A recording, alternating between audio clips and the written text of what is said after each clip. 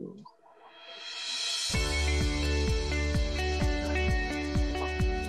Assalamualaikum warahmatullahi wabarakatuh. Di sini kita akan menjelaskan tentang video presentasi dari kelompok kami yang telah kami buat dengan judul yaitu Proyek Akhir Semester Presentasi Materi Struktur Data. Ini disusun oleh pertama Andi Wibowo, NIM 2001533018, yang kedua Ardan Habib Amirullah, NIM 2001533016, yang ketiga Nur Ahsan Al-Anjani 2001533024. Nah, di sini program yang kita buat yaitu program menggunakan stack untuk memasukkan dan memindahkan data. Dari sini pengertiannya, apa itu stack? Stack atau tumbukan adalah suatu struktur data yang seolah-olah data tersebut seperti data yang tersusun secara menumpuk, di mana ada data yang terletak di atas data yang lainnya.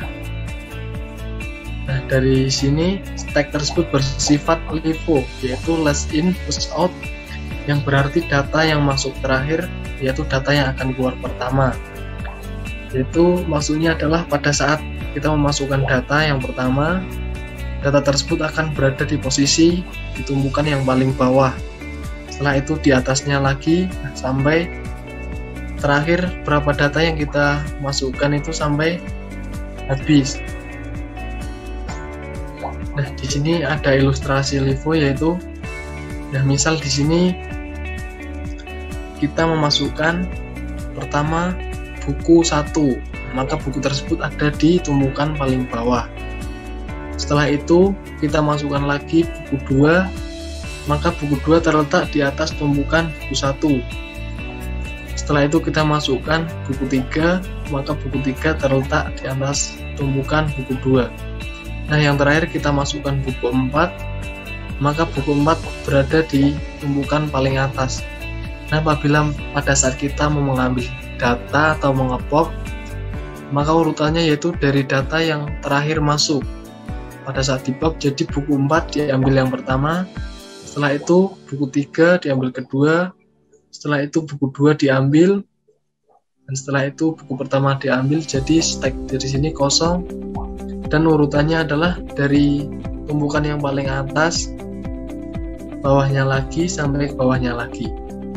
Mungkin berikutnya akan dijelaskan oleh rekan saya, Ardan Habib.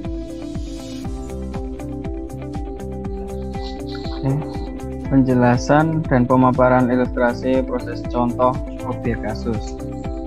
Di sebelah kiri ada screenshotan dari program stack yang sudah kami buat. Penjelasannya di sini batas jumlah stack ditentukan oleh user. Seberapa banyak data yang akan dimasukkan user ke dalam stack. Data yang digunakan berupa integer, yaitu angka tanpa bukan pecahan. Karena untuk menentukan seberapa banyaknya data yang akan diinputkan ke dalam stack. Next.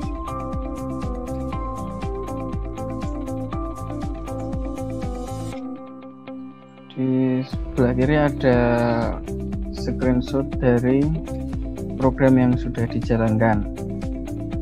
Contoh, misal batas yang diinputkan oleh user adalah 5, maka di sini akan terjadi perulangan sebanyak 5 kali untuk menginputkan data yang akan dimasukkan ke dalam stack S dengan perulangan for S in ring dalam kurung 0, A, 1. A ini adalah batas maksimal yang sudah diinputkan. 0 ini adalah indeks nomor 0. Jadi dimulai dari 0 ke A. A itu batas tadi, dan 1 ini adalah interval. Jadi lompatnya itu 1, 1. Apabila data sudah diinputkan sebanyak 5 kali, maka akan muncul hasil dari input data tersebut seperti gambar di samping. Next.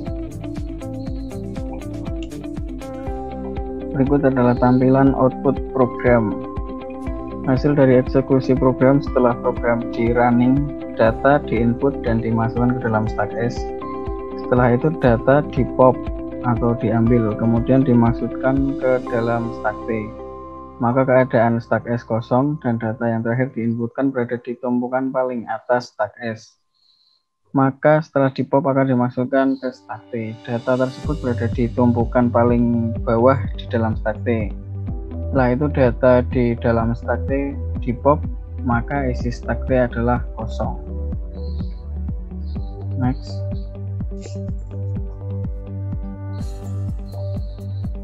Berikut itu adalah ilustrasi dari stack S dan stack T yang akan dijelaskan oleh Aksan Al-Anjani.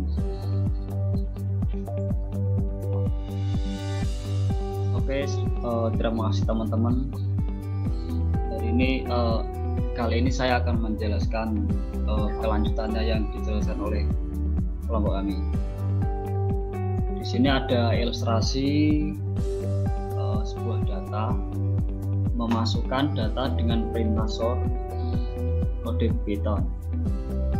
Ini ada screenshotnya, bisa dilihat.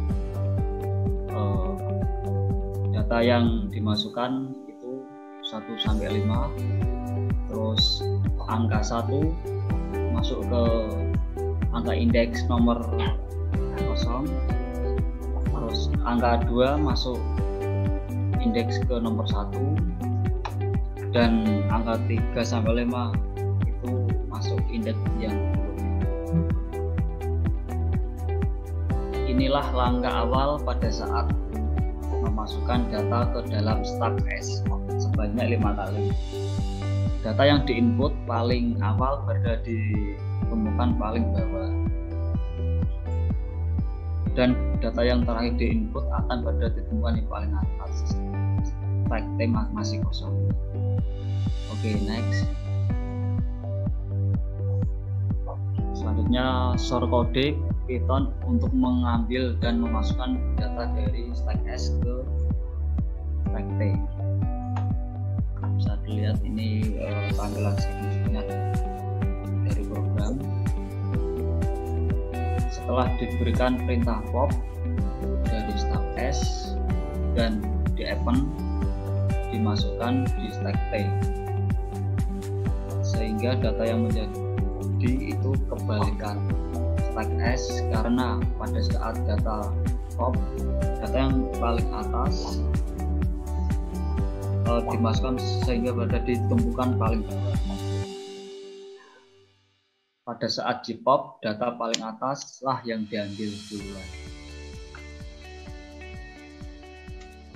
Data paling di atas di dalam stack S yaitu 5. Maka 5 diambil dan dimasukkan paling bawah ke stack T, sehingga 5 berada di posisi paling bawah.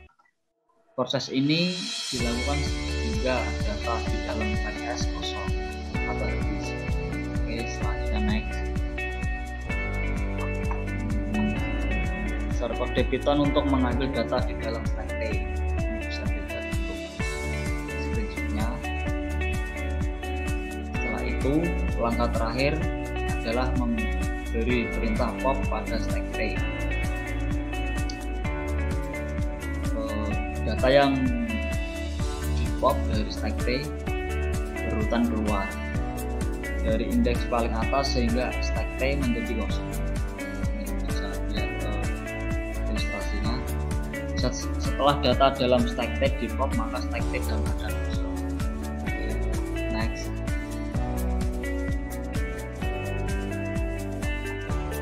Sebelah kiri bisa dilihat program, demo program. Jika data yang diinputkan oleh user dengan fitur data selain integer, maka program akan error ketika di running, karena batas data yang akan diinput harus ditentukan dengan angka. Oke, next. Ini demo program dengan inputan tipe data integer. Ini bisa dimasukkan jumlah batas datanya. Oke, selanjutnya next. Nah, ini demo program dengan inputan tipe data string. Input. Next. Oke, sekian penjelasan materi dari kelompok kami. Kami ucapkan terima kasih. Wassalamualaikum warahmatullahi wabarakatuh. Waalaikumsalam warahmatullahi wabarakatuh.